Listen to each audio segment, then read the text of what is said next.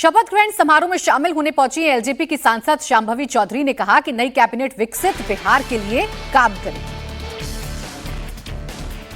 2025 के विधानसभा चुनाव के बाद जनता के क्लियर मैंडेट और पूर्ण बहुमत की सरकार के बाद आज फिर से एक बार शपथ ग्रहण समारोह और पूरा का पूरा कैबिनेट जो बिहार का होगा, जो आगे विकसित बिहार के लिए काम करेगा, वो लोग शपथ लेंगे। तो जितने लोग शपथ लेंगे उन सभी को शुभकामनाएं और आशा और उम्मीद करते हैं कि जो हमारे सपनों का, युवा जेनजी जनरेशन के सपनों का बिहार है, उसको बनाने में आप सबकी अहम भागीदारी रहेगी और आप इस जिम्मेदारी का ईमानदारी से निर्वहन करेंगे। तो आप देख रहे हैं कि पटना में तैयारियां पूरी हो चुकी हैं। कई जो विधायक मंत्री पद की शपथ लेने जा रहे हैं वो वहां पर पहुंच चुके हैं और अभी कुछ नामों की चर्चा हुई, उसमें देवेंद्र एक नाम मंगल पांडे का है। मंगल पांडे को जगह नहीं मिल रही है मंत्रिमंडल में, जबकि सबसे ज्यादा सुर्खियां इसी बात की थी कि मंगल पांडे को तो उनको जो पश्चिम बंगाल में उन्होंने मेहनत की है, बीजेपी की इतनी अच्छी जीत हुई है, उसका पारितोषिक उन्हें मिलेगा, लेकिन उन्हें मंत्रिमंडल से दूर रखा गया। मीनाक्षी, अगर खबर के लिहाज से जो कहा जाता है ना कि खबर क्या है, तो खबर के लिहाज से अगर आज देखें तो सबसे ज़्यादा चर्चा बिहार में इसी बात को लेकर हो रही है। निशांत के लिए तो ऑलरेडी इंडिकेशन पहले से ही दिया जा चुका था कि वो शपथ लेंगे, पिछली बार ही ले लेना था, वो टल गया, लेकिन इस बार लेना ही लेना था। लेकिन मंगल पांडे ड्रॉप किए जाएंगे, इस बात की उम्मीद बिहार के पॉलिटिकल कॉरिडोर की बात करें तो शायद किसी को नहीं रही होगी। कल जब मैंने इस बाबत चेक करना शुरू किया, उसमें एक बड़े सोर्स से हमने ये पूछा कि लगभग जो मंत्रिमंडल है पिछला कुछ महीने पहले ही, क्योंकि उन लोगों को काम करने का सिर्फ मौका मिला था और उसके बाद फिर ये फेरबदल होगा, तो ऐसे में तो ज़्यादातर नाम रिपीट ही रहेंगे। तब उस बड़े सोर्स का ये कहना था कि नहीं, कुछ शॉकिंग भी होगा। पहले उन्होंने कहा कुछ फेरबदल होंगे, मैंने मामूली फेरबदल, तो तब उनका ये कहना था कि नहीं, कुछ शॉकिंग भी होगा। जब अब समझा जा सकता है कि शॉकिंग के लिहाज से कोई बड़ा मंत्री ड्रॉप हो, और समय समझ में आ रहा था कि मंगल पांडे और विजय सिन्हा, ये दो बड़े नाम हैं जिनके ड्रॉप किए जाने पर ही वहाँ का पॉलिटिकल कॉरिडोर इस बात को कोट कर सकता है कि हाँ, ये शॉकिंग है, और वो मंगल पांडे के साथ हुआ। निश्चित तौर पे संगठन के लिहाज से आगे देखें तो नितिन नवीन जी, क्योंकि अभी राष्ट्रीय अध्यक्ष की नई टीम बननी है बीजेपी की और बहुत जल्द बननी है, संभव है कि उसमें एक रोल हो, लेकिन उसमें एक बड़ा पेंच ये रहेगा मीनाक्षी कि मंगल पांडे का जो प्रोफाइल है, उस प्रोफाइल के हिसाब से बीजेपी के संगठन में अगर आना है राष्ट्रीय स्तर पे, तो राष्ट्रीय महामंत्री वाली जगह बनती है। हिमाचल प्रदेश में प्रभारी रह चुके हैं, बंगाल के प्रभारी अभी हैं वो। उस कंडीशन में बिहार जैसे स्टेट से पार्टी के राष्ट्रीय अध्यक्ष वहीं से आ रहे हैं, फिर एक राष्ट्रीय महामंत्री भी वहाँ से दिया जाए, वो भी ब्राह्मण कोटे से, तब जबकि यूपी से एक ब्राह्मण फेस हरीश द्विवेदी का नाम ऑलरेडी बहुत ज़्यादा चर्चा में रहता है, असम के वो प्रभारी हैं। और हरीश द्विवेदी के प्रोफाइल की बात करें तो वो मंगल पांडे की तरह ही वाला प्रोफाइल है, उसी एज ब्रैकेट में लगभग आते होंगे वो। उस कंडीशन में यूपी में अगले साल चुनाव होना है, ब्राह्मण फैक्टर यूपी में ऑलरेडी बीजेपी के लिए कंसर्न है अभी, तो वहाँ पर हरीश द्विवेदी के बजाय मंगल पांडे को ब्राह्मण कोटे से राष्ट्रीय महामंत्री बनाया जाएगा, वो थोड़ी हैरानी वाली बात होगी। अब देखना होगा कि राष्ट्रीय टीम में किस रूप में पार्टी उनके योग्यता का इस्तेमाल करती है। संगठन के वो व्यक्ति रहे हैं, संगठन में बहुत ज़्यादा काम किया, अच्छा डिलीवर भी वो करते रहे हैं, लेकिन बिहार सरकार में वो आज ड्रॉप किए जा रहे हैं, इस बात को लेकर चर्चाएं वहां पे बहुत ज्यादा हो रही हैं। और जितने नए नाम शामिल हो रहे हैं अजीत जी, नंदकिशोर राम, मिथिलेश तिवारी, इंजीनियर शैलेंद्र कुमार और रामचंद्र राम, ये जो नाम है ये किस आधार पर फाइनल हुए होंगे? इनको मंत्रिमंडल में जगह देना क्या बताता है, क्या समीकरण सेट किया गया है? देखिए, अब जैसे एक विजय सिन्हा के अलावा एक और भूमिहार मंत्री बनना था बिहार में, उसके लिए चर्चा थी कि रजनीश कुमार हो या कुंदन कुमार हो या मनोज शर्मा हो, इन तीन लोगों के नाम की चर्चा थी। दो लोग बेगूसराय के तरफ से थे और एक अरवल के, लेकिन अब ये उसमें कई पेंच थे। बेगूसराय से आप लेते हैं तो गिरिराज सिंह ऑलरेडी यहाँ केंद्र में मंत्री हैं, तो इस नाते बेगूसराय के लोगों को छोड़ा गया। और इंजीनियर शैलेंद्र जो भागलपुर से, अंग प्रदेश के इलाके से आते हैं, जहाँ मुख्यमंत्री भी उसी इलाके से आते हैं, तो इंजीनियर शैलेंद्र जो है वो बीहपुर से जीते। भूमिहार दूसरा लेना था तो इंजीनियर शैलेंद्र को लिया गया। नंदकिशोर राम को देखिए, ये पहले जो पश्चिमी चंपारण से एक मंत्री बने थे, उनको ड्रॉप किया गया, और दलित समाज से, अनुसूचित जाति समाज से आने वाले, और ये जनक राम के साथ काम करते थे। जनक राम का नाम था जो कि इस बार वो मंत्री बनेंगे, पिछली सरकार में वो मंत्री थे, एमपी रहे हुए हैं, तो उनके साथ काम कर चुके हैं उनके सहायक के तौर पर। तो एक दलित चेहरा, और दलित चेहरे में भी रविदास समाज के एक व्यक्ति को लेके आना था, उस पर बीजेपी काफी फोकस कर रही थी, तो वहां से नंदकिशोर राम को लिया गया, वहां से उनको लेकर के आए। एक जो रामचंद्र राम आप कह रही, हमको लगता है वो रामचंद्र प्रसाद हैं, डॉक्टर रामचंद्र प्रसाद जो हैं, वो इधर वो मिथिलांचल के इलाके से उनको लिया गया, वैश्य समाज से आते हैं, तेली जाति से आते हैं, उनको उनका रिप्रेजेंटेशन एक देना था। तो ये कुल मिलाकर के क्षेत्रीय और सामाजिक दोनों समीकरण ध्यान में रखने थे कि एकदम उत्तर के तरफ से पश्चिमी चंपारण से एक नाम ले रहे हैं, एक हम लोग मिथिलांचल से देख रहे हैं, एक अंग प्रदेश से देख रहे हैं, अलग अलग जातियों को रिप्रेजेंट करने वाले ये लोग हैं। तो ये सामाजिक और क्षेत्रीय संतुलन साधना एक था, और दूसरा इनको किसी तरह से कामकाज का अनुभव हो, राजनीति का अनुभव हो और उस इलाके में अपना असर रखते हो। ये 3 नाम तो जो हमको अभी नए नामों में ये 3 नाम ध्यान आए, इनके बारे में हमने बताया। अगर कोई और प्राची, आप लेकिन आप जो समझना चाह रही हैं उसको इस रूप में समझिए कि एक लाइन में अगर आपको समझना हो तो कि ये सम्राट चौधरी की टीम है, ये सम्राट चौधरी के पिक हैं ये नाम।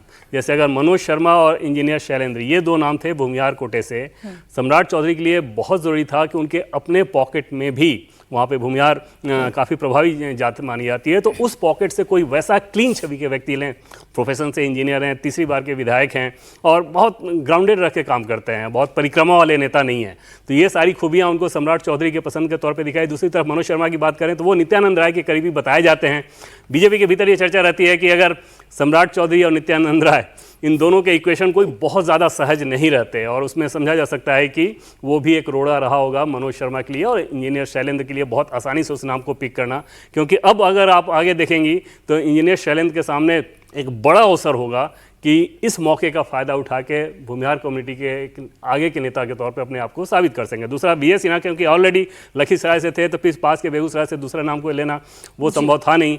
एक चीज़ और हो जाती है कि अगर deputy CM already BS Sinha होते तो फिर भूमिहार कम्युनिटी के दूसरे व्यक्ति को जगह नहीं मिलती। डिप्टी CM, ये फॉर्मूला BJP में पहले तय किया गया था। जब डिप्टी CM वो नहीं रहे तो दूसरे व्यक्ति को भी जगह मिली, जो कि इंजीनियर शैलेंद्र के तौर पे नाम आया। गांधी मैदान में होने वाले भव्य शपथ समारोह के लिए बीजेपी के तमाम बड़े नेता पहुंचने लगे हैं। केंद्रीय मंत्री नित्यानंद राय ने इसे ऐतिहासिक क्षण बताया। बिहार के NDA सरकार के मंत्रिमंडल का विस्तार होना है, जिसमें माननीय प्रधानमंत्री जी, माननीय रक्षा मंत्री जी, माननीय गृह मंत्री जी, माननीय राष्ट्रीय अध्यक्ष जी समेत NDA के सभी वरिष्ठ नेता यहाँ उपस्थित हो रहे हैं इस ऐतिहासिक गांधी मैदान में। यह ऐतिहासिक क्षण है। नित्यानंद राय हैं। जेडीयू कोटे से रत्नेश सदा भी मंत्री पद की शपथ लेने जा रहे हैं। वो कौन सा विभाग संभालेंगे ये अभी पता नहीं है, लेकिन उन्होंने कहा है कि जो भी जिम्मेदारी तय होगी उसे ईमानदारी से निभाऊंगा। NDA गठबंधन की नीतीश कुमार और सम्राट चौधरी की मंत्रिमंडल का विस्तार है, इससे बढ़ के खुशी कुछ नहीं है। आप भी मंत्री बनने जा रहे हैं, आपको फोन कॉल आ गया है कॉल, और हम तो नीतीश कुमार को आदर्श मानते हैं, उसके पग चिन्ह पर चलते हैं, इसलिए हमको कहीं कोई दिक्कत नहीं था, न कोई परेशानी था। कौन सा विभाग आपको मिलने जा रहा है? ये अभी हम नहीं बताएंगे, वो तो शीर्ष नेतृत्व फाइनल करेंगे। अभी रत्नेश सदा को आप सुन रहे थे और हम याद ही कर रहे थे कि जब उनका टिकट कटने की खबर आई थी तो किस तरीके से वो एकदम धरने पर बैठ गए थे, रोते हुए CM आवास के बाहर पहुंच गए थे। अभी आपने उनका भी बयान सुन लिया। सम्राट सरकार में जेडीयू से जिन नए चेहरों को शामिल किया जा रहा है उनमें एक नाम बुलो मंडल का भी है। बिहार के मंत्रिमंडल विस्तार पर बुलो मंडल ने कहा, विस्तार तो प्रक्रिया है, ये तो होना ही है, शपथ के बाद सब अपने अपने विभाग का काम करेंगे। विस्तार तो वो प्रक्रिया है ना, तो विस्तार तो होना ही है। उसमें आज सभी आदमी ओथ लेने का काम करेंगे, फिर अपना अपना काम करेंगे अपने विभाग। चलिए देखिए अब सर, आप भी ओथ ले रहे हैं सर, कितनी बड़ी फोन आ गया है सर आपको? चलिए बिल्कुल बिल्कुल। तो अब देखिए, बुलो मंडल से बातचीत करने की कोशिश की जा रही है। वो इसे एक स्वाभाविक प्रक्रिया भी बता रहे हैं। हालांकि तय नहीं है उनको कौन सा विभाग मिलेगा, लेकिन उनकी बॉडी लैंग्वेज को भी आप रीड कर लीजिए, उनके शब्दों को भी आप पढ़ लीजिए। अब बुलो मंडल पर ही अगर हम देवेंद्र चर्चा कर लें तो ये कितने जरूरी है जेडीयू के लिहाज से, और बुलो मंडल को शामिल करके कौन सा समीकरण जेडीयू ने साधा है? देखिए, अति पिछड़ा कम्युनिटी के नेता और पहले सांसद भी हो रह चुके हैं, और उस लिहाज से अपने पॉकेट में उनका एक बड़ा नाम है। वो अंग प्रदेश वाला इलाका जो उसमें कहते हैं, उसमें ठीक ठाक प्रभाव माना जाता है, और ये तय माना जा रहा था कि आज के मंत्रिमंडल की सूची में उनका नाम रहेगा। बीजेपी, माफ कीजिएगा, जेडीयू की ये कोशिश ये रहती है कि अति पिछड़ा वोट बैंक को हर क्षेत्र के हिसाब से साधा जाए, उनकी टॉप प्रायोरिटी जो रहती है वो वहाँ पर रहती है, वही नज़र आ रहा है। तो बुलो मंडल के नाम में कोई सरप्राइज एलिमेंट हो वो नहीं था। जेडीयू के कोटे से अगर आप देखें तो श्वेता गुप्ता एक वैसा नाम है जो कि सरप्राइज के तौर पर सामने आया था, बाकी नाम एक्सपेक्टेड लाइन पर ही। पिछली बार जो मंत्री बने थे वो तो लगभग सभी के सभी रिपीट हैं, 5 नए और शामिल किए गए। श्वेता गुप्ता सरप्राइजिंग क्यों है? पहली बार जीती थी, हालांकि प्रोफाइल बहुत अच्छा है, लेकिन पहली बार जीतने पर ही सीधे आपको मंत्री बना दिया जाए वो थोड़ी हैरानी वाली चीज़ होती है। लेकिन ये मौका उनको मिला है, पार्टी के कुछ वरिष्ठ नेता उनमें पोटेंशियल देख रहे हैं और उस लिहाज से उनको आगे किया गया। प्लस महिला हैं, पढ़ी लिखी महिला, जेडीयू का महिला वोट बैंक ऑलरेडी एक खास ऑडियंस रहता है उनके लिए। अजीत जी, इस पर आप कुछ ऐड करना चाहेंगे? वो ठीक कर रहे हैं देवेंद्र जी। शैलेश कुमार उर्फ बुलू मंडल जो हैं ये भागलपुर से एमपी थे और इन्होंने हराया था शाहनवाज हुसैन को 2014 में, जब जेडीयू 2014 में नहीं, ये जब शाहनवाज हुसैन 2014 में नहीं लड़े थे, उनकी जगह ये सीट इनको ये जीत के आए थे भागलपुर से ही, हमको लगता है भागलपुर से ही जीत के आए थे। हाँ, तो खैर वो उसके बाद ये हार गए थे लोकसभा चुनाव और फिर वापस ये एक सीट है गोपाल मंडल की, जिस सीट से इनको गोपालपुर सीट से फिर विधानसभा का टिकट दिया गया और वहाँ से ये एमएलए हुए हैं। गंगोता समाज से आते हैं और नीतीश कुमार के सामाजिक समीकरण में, जैसा देवेंद्र जी ने बताया, वो फिट बैठते हैं। श्वेता गुप्ता शिवहर से लड़ी थी, जहाँ एक बड़ी डायनेमिक सी लड़ाई हुई थी। आरजेडी ने वहाँ रितु जायसवाल को उतारा था, उनका एक बैकग्राउंड है और ब्रेक का वक्त हो रहा है। पर अभी जो बात देवेंद्र ने कही और जो बात आप भी एंडोर्स कर रहे हैं कि पढ़ी लिखी महिला हैं, पहली बार जीत कर आई, उन्हें कैबिनेट में पहली बार जीत कर रेखा गुप्ता आई, मुख्यमंत्री बन गई दिल्ली की। तो ये बीजेपी में होता है और बीजेपी ऐसी कैबिनेट तैयार करती है। एक छोटे से ब्रेक के लिए हम रुकेंगे। सम्राट कैबिनेट के विस्तार को लेकर पटना से लगातार एक अपडेट हम आप तक पहुंचा रहे हैं। प्रधानमंत्री नरेंद्र मोदी भी पटना पहुंच रहे हैं, दिखाएंगे लाइव तस्वीर इस ब्रेक के बाद।